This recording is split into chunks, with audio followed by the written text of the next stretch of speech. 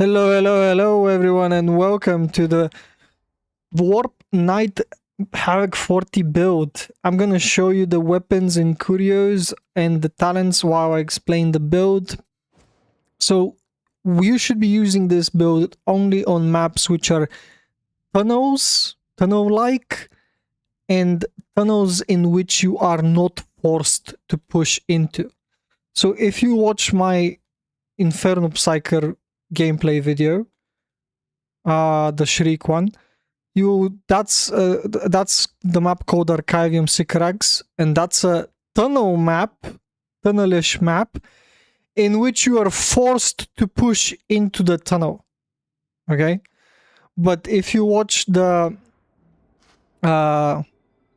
gameplay video of this Warp Knight build, you will see a map which is tunnels, but you are not forced to push into these tunnels. You have these secure positions from which you can fire your staff. And that's where the Voidstrike staff is insanely strong. Maps in which you are in tunnels, but you're not forced to push into these tunnels. The Voidstrike staff is an extremely strong staff, but it's artillery staff, okay? It's artillery. You need to be able to be in a secure position from which to fire from. So the reason why the staff is so extremely strong is because of Surge. So only on this staff does Surge say 2 shots on critical hit. If you check other staffs, you will see that Surge says 2 shots on primary critical hit. When it says primary, that means it only activates on your left click. But when it doesn't say primary and just says 2 shots on critical hit, that means it activates on your charged shot. So if we just crit, there we go. But you didn't see it. Okay, there we go. So when you crit with this staff, see, it's gonna hit 4 times. That's because you're shooting 2 shots, which hit the target and pass through it. And as you can see, the Crusher is half HP already from just one Voidstrike staff. And you can fire obviously multiple of these charged double shots, crits.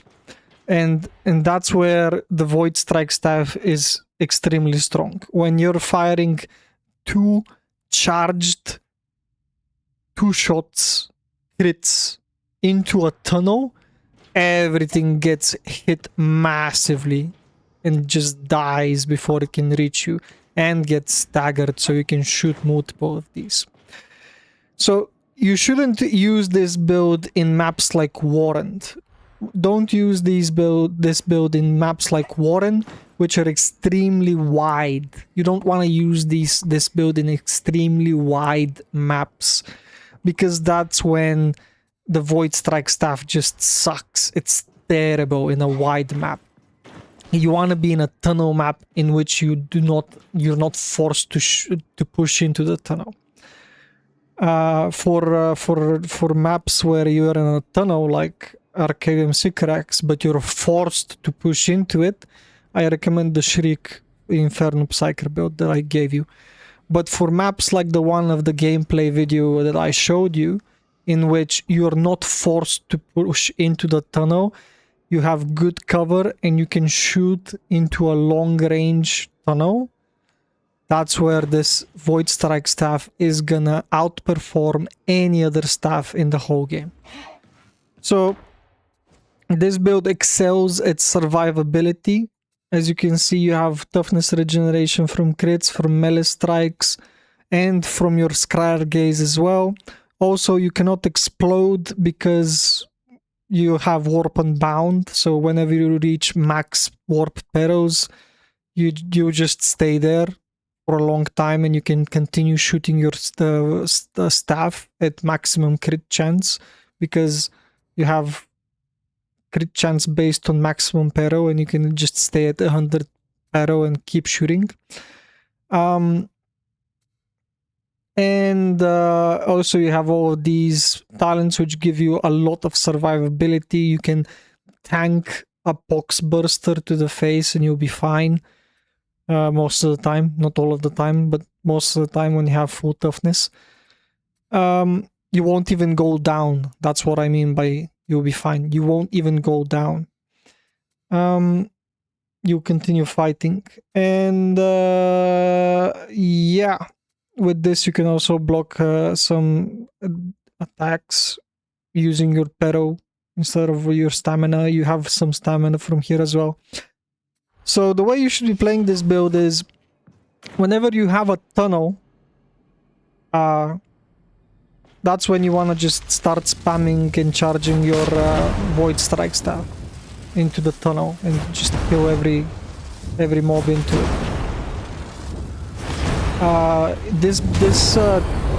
This staff also benefits from you hitting the weak spots. So if you not all of the time, but some of the time, if you hit the head, you will do more damage than if you hit the body. As you can see, I was actually hitting the head even though it didn't show it. So that's the head damage, that's the body damage. So this benefits from you shooting them in the face as well. Whenever you're kinda like you're still in a tight space, but it's not a tunnel, that's when you just want to be more mobile. That's when you want to use your sword. You're very fast with your sword and you do a lot of damage once you have it stacked up. So this sword, I've made it have 2 blessings, which increase its damage quite a lot. So you have the superiority and the slaughter. When you got these 2 stacked up, and you have your disrupt destiny stacked up as well, which is something I can't show you here because it just the mid grinder doesn't let you stack up your disrupt destiny. But when you stack up disrupt destiny and these 2 blessings, you start one-shotting all the mobs. The only mob you don't one-shot is the crusher, but you 2-shot a crusher, so that's still good. And as you saw, because the second strike of this sword knocks down crushers, you're never actually gonna have trouble with crushers. Most of the time they're permanently gonna be on the ground and you can hit them for free. Most of the time you're gonna have your Scryer Gaze available for you to use, because it has a really low base cooldown and you have cooldown regeneration trinkets as well. And the times in which you should smite, because you have smite on this build, is when you see there's just generally a lot of chaos, or if one of your teammates falls down and can be picked up. So if one of your teammates falls down and it can be picked up, that's when you want to use the smite. Also, if you get cornered, you and your whole team get cornered and you can't escape and you're just gonna get like overwhelmed from all sides. But you have a wall to your back, so enemies can't come from your back and you're cornered like this. That's also when you want to smite. And you preferably can smite if there is a boss. So if there is a boss, you can smite if it's not attacking you, and you will be stunning every other mob in the whole game basically. And if you're doing that, then it becomes really easy for your team to kill the boss, because if you understand the game and you've played it enough times, bosses are actually very easy to deal with if there are no other mobs to try and kill you. And that's why the smite is very powerful. And whenever you see a boss which isn't targeting you, you should smite and just let your team kill the boss. If the boss is targeting you, then you can do significant damage with your sword while your ability Scryer Gaze is active. But the rest of the time you actually want to be smiting, because your damage is okay for bosses, but it's not anything special.